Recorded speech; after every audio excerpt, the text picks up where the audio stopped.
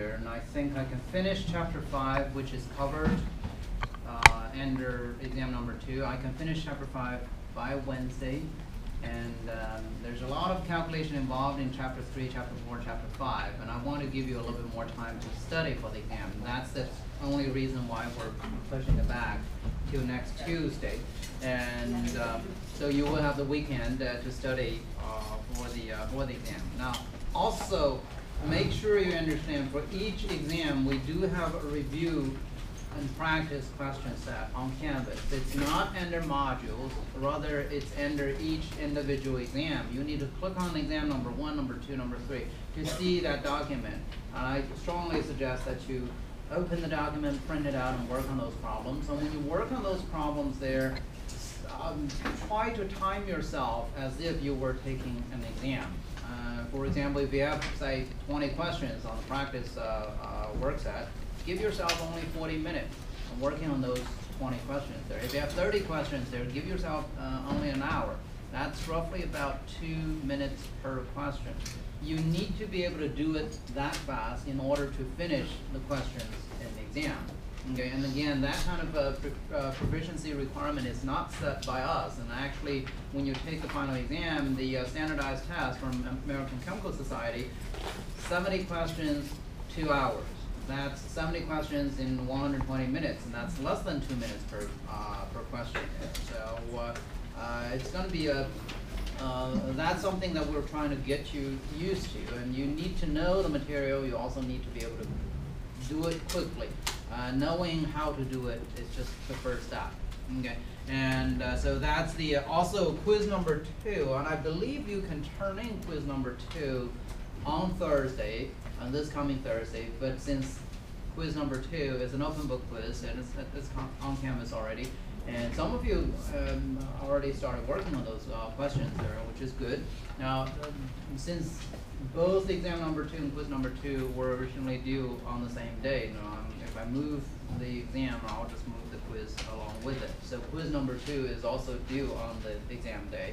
And so you should finish quiz number 2, and that's a good practice actually for the upcoming exam. So that's something that you want to keep in mind. And yesterday in my afternoon class there, when we were talking about moving the date, and someone does not want to move the date, and she was trying to say, well, let's vote on whether or not we're going to move the date to next Tuesday. And I couldn't help spelling out the comments that were, what makes you think this is a democracy? You want to vote? This is a dictatorship. I move it and we move it. So I think it's to the benefit of most people, because you do need some more time to study for the exam there.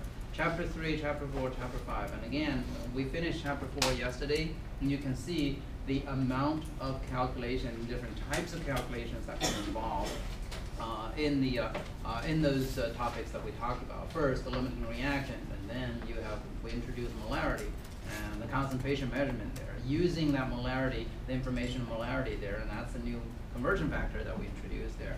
You can do many different types of calculations there. The review question set for exam number 2, posted on Canvas. I must tell you, the purpose of the review is to give you an idea of what kind of questions you would expect on the actual exam. So don't be surprised if you see a lot of similarity, and that's the only reason why I put a review question set on the on Canvas there, so that you, after you finish the homework, after you work on all the problems there, you will have an idea, and then when you look at that practice question set, you will have an idea what else you need to do in terms of studying for the exams there, and being able to answer the questions in the exam. Okay, so make sure you take the time and review that, and I won't be surprised if someone in the class there at the end of semester, right before the final exam, and come up and tell me, oh, I did not know there's a review question on Canvas, and that happened every semester, pretty much right along the right around the final exam. People will come up to me and make that kind of comments. I didn't do well on the first 3 exams because I did not know there's a review set, question set on Canvas there. So I want to make sure that I mention this as much as I can. You got to make sure that you take the time, explore the canvas site there, and find all the information you can find, and then use them accordingly.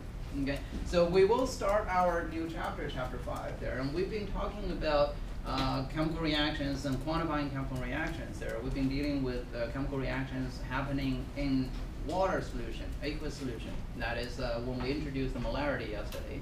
And we know that matters can exist in 3 different states. And gas state is one of the most fluid situations there. And when you change the pressure, when you change the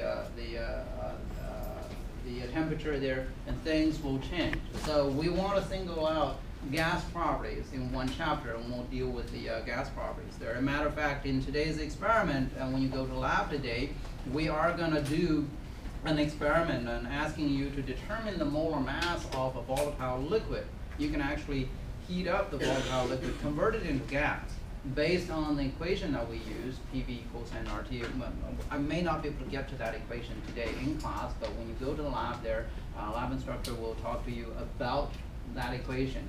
What are the things you need to pay attention to? What are the correct units to use when you use that equation to do calculation there? From there, we can actually figure out, say, for an unknown volatile liquid, based on that gas behavior, the gas law that governs gas behavior, we will be able to determine the molar mass of the compound without knowing the formula of the compound. So that's something that we will be doing in the lab, and I'm just hoping that I can cover as much information as possible, so that when you get into the lab, and the gas law, the term gas law, is no longer so foreign to you by 9:30. So chapter 5, gases, and reading assignment. And again, you need to take the time to read the textbook there. And now it's time to start working on your second homework assignments there, chapter 4, chapter 5, and I believe it's all the way through chapters 7 or 8. That's what's covered in the second homework assignment there. And again, that's another question I got right before the first homework due. Where do I find the first homework? You got 110 questions there, and if you know, a day, 2 days before it's due, and you're still looking for the homework, you're really not trying your best to stay on top of things there. It's under the learning objective in each chapter there, and then chapter 5, and the homework assigned in chapter 5 belongs to homework number 2. So make sure you keep working on the homework assignments there. And we finished chapter 4 yesterday. I expect you to finish working on all the problems assigned in chapter 4 by the end of today.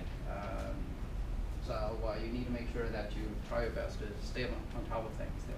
So talking about the state of matter there, we know we have solid, we have liquid, and we have gas. And there may be some new frontiers in the scientific research there and discovering the 4th state, but that's beyond the scope of this course there. So we are just going to be focusing, when we study matter, and we say, well, matter can exist in 3 states, either solid or liquid or gas. And what's the difference among these different states there? Well, in the solid state, particles that makes up of the matter is closely packed together. Okay, so in the liquid state, particles are also closely packed together. But in gas, particles are not so closely packed together. So in the solid state there, we have, for anything that is solid, we have definitive volume and definitive shape. If you have a piece of rock, the volume and the shape is fixed. And if you try to ground it into